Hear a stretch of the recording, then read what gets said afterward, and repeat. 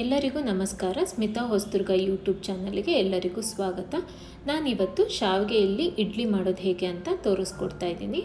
ಸಾಮಾನ್ಯವಾಗಿ ನೀವು ಶಾವಿಗೆಯಿಂದ ಉಪ್ಪಿಟ್ಟು ಮಾಡ್ಕೋತೀರಾ, ಇಲ್ಲ ಪಾಯಸ ಮಾಡ್ಕೋತೀರಾ. ಆದರೆ ಅಷ್ಟೇ ರುಚಿಯಾಗಿ ಅಷ್ಟೇ ಸಾಫ್ಟಾಗಿ ನೀವು ಇಡ್ಲಿ ಕೂಡ ಮಾಡ್ಕೋಬೋದು. ಬನ್ನಿ ಇವಾಗ ಶಾವಿಗೆ ಇಡ್ಲಿ ಹೇಗೆ ಮಾಡೋದಂತ ನೋಡೋಣ. ಮೊದಲಿಗೆ ನಾನಿಲ್ಲಿ ಒಂದು ಪ್ಯಾನಿಗೆ 3 ಚಮಚದಷ್ಟು ತುಪ್ಪ ಹಾಕೋತಾ ಇದ್ದೀನಿ. ತುಪ್ಪ ಹಾಕೊಳ್ಳೋದ್ರಿಂದ ರುಚಿ ಹೆಚ್ಚಾಗುತ್ತೆ, ಹಾಗಾಗಿ ನಾನು ತುಪ್ಪ ಹಾಕೋತಾ ಇದ್ದೀನಿ. ತುಪ್ಪ ಇಲ್ಲ ಅಂದರೆ ನೀವು ಎಣ್ಣೆ ಕೂಡ ಹಾಕ್ಕೋಬೋದು. ತುಪ್ಪ ಬಿಸಿ ಆದ ನಂತರ ನಾನಿಲ್ಲಿ 1/4 ಚಮಚದಷ್ಟು ಸಾಸಿವೆ ಹಾಕೋತಾ ಇದ್ದೀನಿ. ಸಾಸಿವೆ ಸಿಡಿದ ನಂತರ 1 ಚಮಚ ಕಡಲೆಬೇಳೆ ಹಾಕೋತಾ ಇದ್ದೀನಿ, 1 ಚಮಚ ಉದ್ದಿನಬೇಳೆ ಹಾಕೋತಾ ಇದ್ದೀನಿ. ಇದನ್ನು ಲೋ ಫ್ಲೇಮಲ್ಲೇ ನಾನಿವಾಗ ಸ್ವಲ್ಪ ಫ್ರೈ ಮಾಡ್ಕೋತಾ ಇದ್ದೀನಿ. ನೋಡಿ, ಈ ಥರ ಚೆನ್ನಾಗಿ ಸ್ವಲ್ಪ ಕಲರ್ ಚೇಂಜ್ ಆಗೋವರೆಗೂ ನಾವು ಚಿಕ್ಕ ಉರಿಲೇ ಇದನ್ನು ಫ್ರೈ ಮಾಡ್ಕೋಬೇಕು. ಇವಾಗ ನಾನು ಇದಕ್ಕೆ 2 ಹಸಿಮೆಣಸಿನಕಾಯಿನ ಚಿಕ್ಕದಾಗಿ ಹೆಚ್ಚಿಟ್ಕೊಂಡಿದ್ದೀನಿ, ಅದನ್ನು ಹಾಕ್ಕೋತಾ ಇದ್ದೀನಿ. ಒಂದು ಅರ್ಧ ಚಮಚದಷ್ಟು ಶುಂಠಿನ ತುರಿದ್ಬಿಟ್ಟು ಹಾಕ್ಕೋತಾ ಇದ್ದೀನಿ. ಶುಂಠಿದು ಹಸಿ ಸ್ಮೆಲ್ ಹೋಗೋವರೆಗೂ ನಾನು ಇಲ್ಲಿ ಇದನ್ನು ಫ್ರೈ ಮಾಡ್ಕೋತೀನಿ. ಮೆಣಸಿನ್ಕಾಯಿ ನಿಮಗೆ ಬಾಯಿಗೆ ಸಿಗಬಾರ್ದು ಅಂದರೆ ನೀವು ಪೇಸ್ಟ್ ಕೂಡ ಮಾಡಿ ಹಾಕ್ಕೋಬೋದು. ನೋಡಿ, ಇವಾಗ ಶುಂಠಿದು ಹಸಿ ಸ್ಮೆಲ್ ಹೋಗಿದೆ. ಇದಕ್ಕೆ ನಾನು 2 ಕಪ್ಪಿನಷ್ಟು ಶಾವಿಗೆ ತೊಗೋತಾ ಇದ್ದೀನಿ. ಶಾವಿಗೆಯಲ್ಲಿ 2 ವಿಧಾನಗಳಿದ್ದಾವೆ. ಅದು ಒಂದು ಹುರಿದಿರೋ ಶಾವಿಗೆ, ಇನ್ನೊಂದು ಹುರಿದೇ ಇರೋ ಶಾವಿಗೆ. ಹುರಿದಿರೋ ಶಾವಿಗೆ ನೀವು ಹಾಕ್ಕೊಳ್ಳೋದಾದರೆ ಮತ್ತೆ ಹುರ್ಕೊಳ್ಳೋ ಅಂಥದ್ದೇನು ಬೇಡ.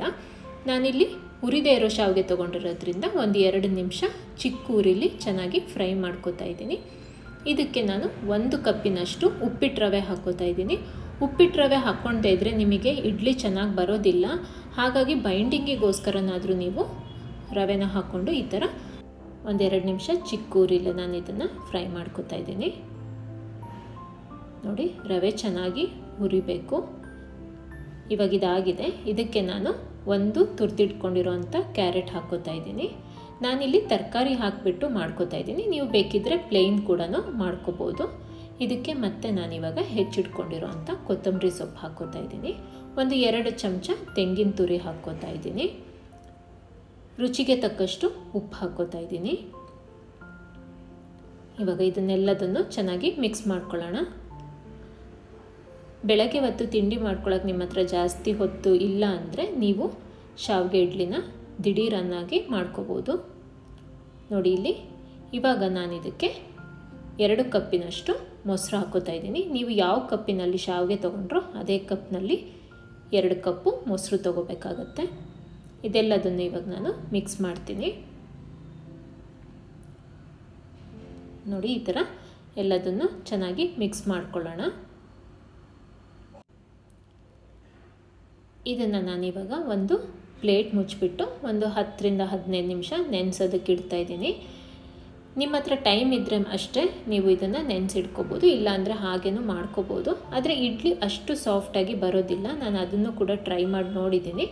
ಆದಷ್ಟು ನೀವು ಒಂದು 10 ನಿಮಿಷ ಇದನ್ನು ನೆನೆಯೋಕ್ಬಿಟ್ರೆ ಚೆನ್ನಾಗಿರುತ್ತೆ. ಇವಾಗ ನಾನು ಇದಕ್ಕೆ ಸ್ವಲ್ಪ ನೀರು ಸೇರಿಸ್ಕೋತಾ ಇದ್ದೀನಿ. ಕನ್ಸಿಸ್ಟೆನ್ಸಿ ಸ್ವಲ್ಪ ತೆಳ್ಳಗೆ ಬೇಕಾಗಿರೋದ್ರಿಂದ ನೀರು ಸೇರಿಸ್ಕೋತಾ ಇದ್ದೀನಿ. ಎಲ್ಲದನ್ನು ಇವಾಗ ಚೆನ್ನಾಗಿ ಮಿಕ್ಸ್ ಮಾಡ್ಕೊಳ್ತಾ ಇದ್ದೀನಿ. ಇವಾಗ ನಾನು ಇಡ್ಲಿ ಪ್ಲೇಟಿಗೆ ಸ್ವಲ್ಪ ತುಪ್ಪ ಹಾಕಿಬಿಟ್ಟು ಸವರ್ಕೋತಾ ಇದ್ದೀನಿ. ಇಲ್ಲಾಂದರೆ ನೀವು ಎಣ್ಣೆ ಕೂಡ ಹಾಕ್ಬೋದು. ತುಪ್ಪ ಅಥವಾ ಎಣ್ಣೆ ಹಾಕೋದ್ರಿಂದ ಇಡ್ಲಿ ನಮಗೆ ಚೆನ್ನಾಗಿ ಬಿಟ್ಕೊಳ್ಳುತ್ತೆ, ಹಾಗಾಗಿ ನಾನು ತುಪ್ಪ ಹಾಕಿದ್ದೀನಿ. ಇವಾಗ ಸ್ವಲ್ಪ ಶಾವಿಗೆ ಬ್ಯಾಟರ್ನ ನಾನಿಲ್ಲಿ ಇಡ್ಲಿ ಪ್ಲೇಟಿಗೆ ತೊಗೊಂಡು ಹಾಕ್ಕೋತಾ ಇದ್ದೀನಿ. ಮಾಮೂಲಿ ನೀವು ಇಡ್ಲಿ ಎಷ್ಟು ನಿಮಿಷ ಬೇಯಿಸ್ಕೊತೀರೋ ಇದನ್ನು ಕೂಡ ಅಷ್ಟೇ ನಿಮಿಷ ಬೇಯಿಸಿದ್ರೆ ಸಾಕಾಗತ್ತೆ. ಈಗ ಇಡ್ಲಿ ಪ್ಲೇಟ್ಗಳಿಗೆಲ್ಲ ನಾನು ಬ್ಯಾಟರ್ನ ಹಾಕಿ ರೆಡಿ ಮಾಡಿ ಇಟ್ಕೋತಾ ಇದ್ದೀನಿ.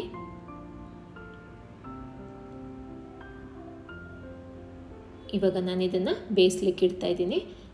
ಒಂದು 15-20 ನಿಮಿಷ ಚಿಕ್ಕ ಉರಿಲೇ ನಾನಿಲ್ಲಿ ಇಡ್ಲಿನ ಬೇಯಿಸ್ಕೊತೀನಿ. ಇವಾಗ ಇಡ್ಲಿ ರೆಡಿಯಾಗಿದೆ.